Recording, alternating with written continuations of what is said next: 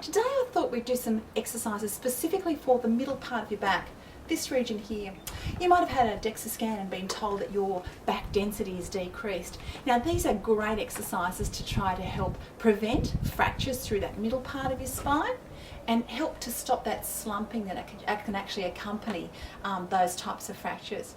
So I'm going to show you 3 great middle back strength exercises that you can do simply using some dumbbells. I'm sitting on a stool today. You could use a pit ball or a bench, and whatever is comfortable and whatever you have access to at home.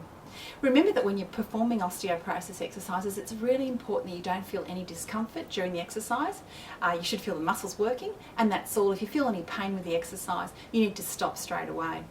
Remember too that if you already have established osteoporosis, it's important that you get your doctor's approval before you perform some exercises, and also too, that's the same thing, the same case applies if you haven't exercised previously.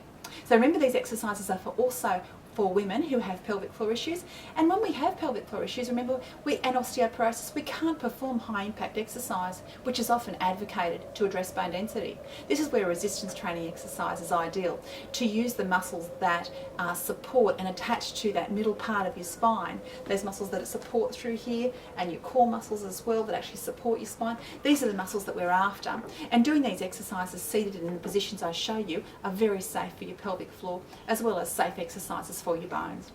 Alright, let's start with posture. Posture is very important in order to address that, or to prevent that slump forward posture that can occur. You need to start to use those muscles in the middle part of your back. How do you do that? I think I'll sit side on to demonstrate this best. So, sitting side on to you, when you sit, have your weight evenly balanced between your sit bones. The action then is to lift your chest as if you're being drawn up by a string from your sternum up at about 45 degrees. Your shoulders are back and down, so the action to bring your shoulders back isn't correct because you'll use your neck muscles. Bring your shoulders back and down, draw your chest up. Also too, think at a long tall spine as if you've been lifted up by a string to the crown of your head towards the ceiling. So you're thinking tall and you're thinking chest is lifted. So that position, front on, looks like this, and it's really worth practicing that posture regularly throughout the day whenever you're sitting. Shoulders back and down, chest lifted, spine nice and tall, and that way you'll be using the muscles in the middle of your back and also be using your core muscles, or your core muscles can be used a lot more effectively, those muscles that support your trunk. Alright, we're going to use that posture for our first exercise. This is called rotator cuff, but it's also a great exercise not only for the back of your shoulders but also for the middle part of your back. You'll need 2 dumbbells or 2 weights. You could use a couple of tins from out of the cupboard at home. I'm going to use a couple of 1 kilo dumbbells to start with. Make sure when you start your bone density exercise, for the first couple of weeks while you become accustomed to the exercises, you're using a weight that feels really comfortable until you can get some really good form. After that, you can start to increase the weight you're lifting. And remember that research tells us that for bone health, we should be doing 2 lots of 8 of a heavy weight to really stimulate that bone growth. So here we go. I'm going to use the weights about navel height. My chest is lifted, my shoulders back and down, my spine is nice and tall. Here's the action. The action is to take the weights back and bring the weights back together. Can you see I'm keeping my elbows into my waist? I'm not moving them, and back. Now if you're doing this exercise really well at home, you can look in the mirror and you can see your shoulders actually move down now as the weights go out. So no pressure on my neck and shoulders, or upper part of my neck, and back together, and slow and steady. I'm going to do 3 more, squeezing my shoulder blades together as if I'm taking my shoulder blades toward the middle part of my spine. 2 more, slow and steady, and 1 more time, squeezing my shoulder blades together and down. Bring my weights down, give my shoulders a big roll, take any tension out of my neck and shoulders. And if you're at home and performing this exercise for your mid-back density, I'd repeat that exercise again, another lot of 8 repetitions for today. Remember, you should be doing those 2 to 3 times a week on alternate days. Alright, next exercise is called a low dumbbell row. This is the way you do this exercise. You might like to use a slightly heavier weight for this exercise. I'm going to use a 2 kilo weight. So getting my 2 kilo weight, position is using your bench or using your chair, or you could do this on a fit ball as well. I'm going to bring a knee up to support my back and bring my other hand forward. So I've got my weight in my left hand and I've got my right hand supported on the chair or the bench. I'm going to put a little bend in that elbow so that there's no pressure or undue pressure into that right shoulder and my neck. Side on to you, you can see that I've got an inward curve in my back. My back isn't arched up, my curve is neutral or inward.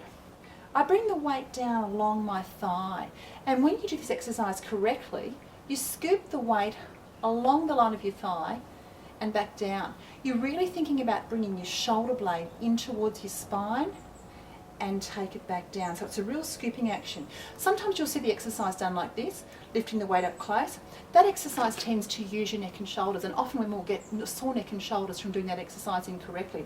To do it really effectively and to do it pain-free for your neck and shoulders, scoop it along and down. And if you're checking in a mirror at home, side onto the mirror so you can just turn your head and then see what you're doing again to protect your neck.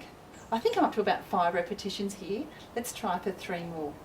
Scooping up, lifting it, and down. And again, I'm really bringing that shoulder blade in towards my spine, and down, and one last time, and down. Let's try that again on the other side. Coming up slowly. Move around onto the other side so you can see what I'm doing. And again, check my position, my opposite knee. This time my left knee's up. My left hand's on my chair, on my stool, weight in my right hand, and again I'm going to do that scooping action. Again I've got a bend in that left elbow. Here we go. So scooping the weight along my thigh, and down, slow and steady, breathing out as I lift the weight. Again, that's protecting my pelvic floor, breathing out as I lift the weight. And I'm in a great position for my pelvic floor, no strain on that area while I'm doing this exercise. This is number 5, I think it could be 4 or 5. And down, we'll call that 6, hey? Lifting up and slowly down. 2 to go, full range of movement, bringing your elbow back and down. And one last time. And down, and again, just taking some pressure off my neck and shoulders. Do some shoulder circles, no pressure through neck and shoulders. And once again, if you're doing that at home, repeat the exercise, again, both sides. All right, the final exercise we're going to do for our mid part of our back is called a push-back exercise. Terrific exercise for posture, terrific exercise for middle part of your back. Now, this exercise you probably want to use a lighter set of weights. I'm going to use a couple of sets of, a set of 500 grams, so 2 500-gram weights. I'll do this in kneeling so you can see what I'm doing. This exercise can be done both in kneeling and lying down on your tummy. Some of us don't like to lie on our tummy. If you feel comfortable lying on your tummy, I'll show you the same exercise in that position. First of all, let's start this exercise in kneeling. So I've got my 2 500-gram weights. Again, you could use some 500-gram tins or even bags of sugar or flour, whatever you'd like to use. One leg comes forward, chest comes over that thigh, so my back is supported. Take the weights, take your palms towards the ceiling. Make your arms really long. In that position, tuck your chin in, and you're ready to press back. And the press back action is to take your hands back, push your chest out as you lift, and slowly down. So I'm really squeezing my shoulder blades together towards the spine. Lifting up, squeezing it, and down. And again, squeeze and lift, and down. And again, if you're doing this at home, wise to be side onto a mirror to check what you're doing, and turn your head sideways if you need to have a look. Lifting up and down. Let's do 2 more. Lift and squeeze, and down, and one more time, and down, and take a break.